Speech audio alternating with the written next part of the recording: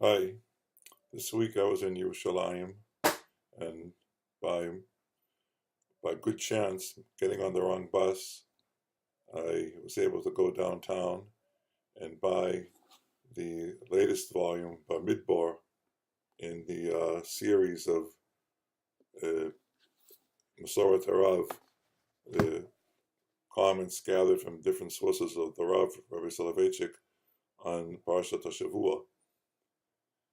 And I want to share with you today some thoughts on uh, some things he said about Parshat Pinhas, with some remarks of my own, some critical remarks on what the Rav had to say, with all respect, and some ideas of my own. Now, one of the sugyot in this week's parsha has to do with Moshe Rabbeinu appointing a successor after Kadosh Baruch Hu tells him that he should go up to Mount Nevo because he'll see Eretz Yisrael, but he won't live to enter it. Moshe then turns to Kadosh Baruch Hu and asks for him to appoint, or to guide Moshe in appointing a successor. And the Rav here quotes what he has found in Midrash Tanchuma, in which, according to what he has found, the Midrash Tanchuma asks, why did Moshe Rabbeinu choose Yoshua when there were two equally or better qualified candidates, at least as far as their intellectual capabilities, basically meaning Aaron's son Elazar and his grandson Pinchas? And then the answer is that Yoshua was chosen because he served Moshe faithfully. He set up the chairs in the Beis Midrash every day and was, Mishamesh et Rabbo for many years. And that ultimately is the criterion, the most important criterion for choosing a successor. Now, I looked in my copy of Midrash Tanchuma and I didn't find that. What I found there instead was that Moshe Rabbeinu, after dealing again in one of the parshiot that comes before the one on the succession, dealt with Benot Tzlafchad, the daughters of Tzlafchad, who were concerned that they would not have an inheritance, and in fact their father's share in the portion allotted to Shevet Menashe would simply be lost. Moshe Rabbeinu thought, well, it's time that he look out after his own sons, and he asked the Kadosh Baruch Hu whether his own sons could succeed him as leaders of the Jewish people, and he was told no, because, as I'm sure you all know, Moshe Rabbeinu's sons were not Talmidei Chachamim.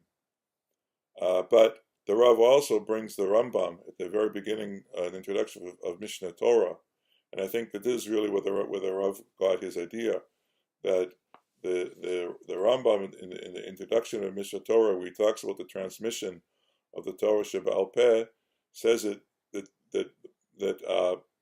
there were three living disciples of Moshe Rabbeinu who had studied Torah directly in a personal fashion from him: Elazar, Pinchas, and Yoshua, the same three people that the Rambam that the Rav had mentioned as being named in Midrash Tanchuma. But then the Rambam goes on and says that of the three, Yoshua was chosen, as we all know, as we say in Pirkei Avot, that Moshe Masar Yoshua. And there the Rav makes a very crucial point, which actually connects to what he said earlier about loyalty and fealty, that because the Jewish way of life, the Torah and the Torah way of life, and all the things that come along with the Torah Sheba'al Peh, and the Minhag, and the Jewish ethic, are a tradition, a Masoret. It's critically important that the leader be someone who is totally faithful and totally devoted to the Masoret. It's more important to be devoted and faithful and unflinching in the tradition than it is to be a brilliant scholar with all sorts of great ideas. And because Yoshua had demonstrated over the years his loyalty to Moshe, Moshe felt that he was the person he could trust. Trust is a key issue here. He was the person he could trust with the Jewish tradition, with the Masoret, and with the leadership of the Jewish people. Now, the Rav also brings a few examples of Jewish leaders who had appointed as their successor, not perhaps the person we would have expected. He mentions the Baal Shem Tov, who had as a disciple Rabbi Yaakov Yosef of Polnoya, who was a great Talmid Chacham, but instead he chose the Maggid of Mezerich, apparently again deciding that the lamdanus, the intellectual brilliance, was not the most important criteria in deciding who should be a leader.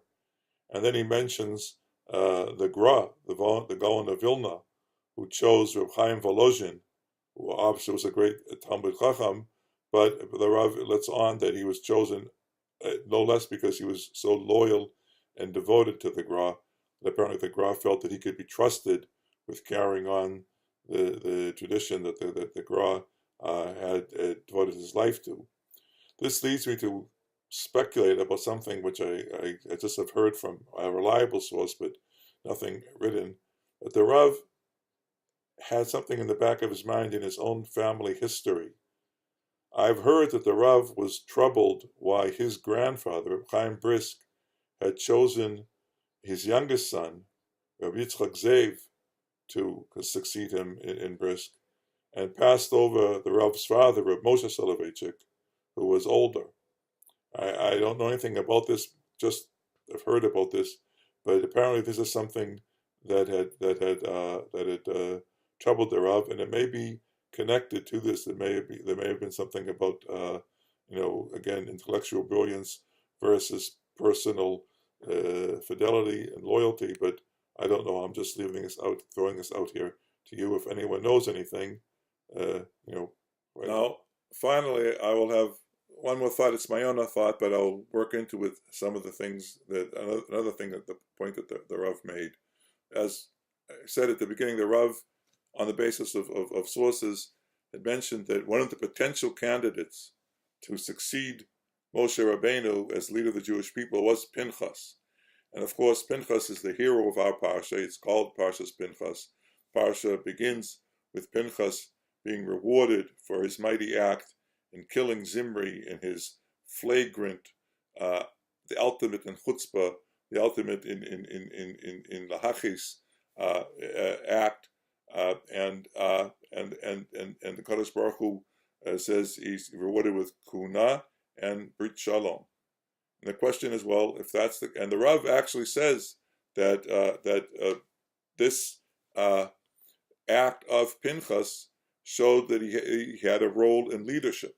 So the question is, well, why then wasn't Pinchas chosen to be the leader of the Jewish people?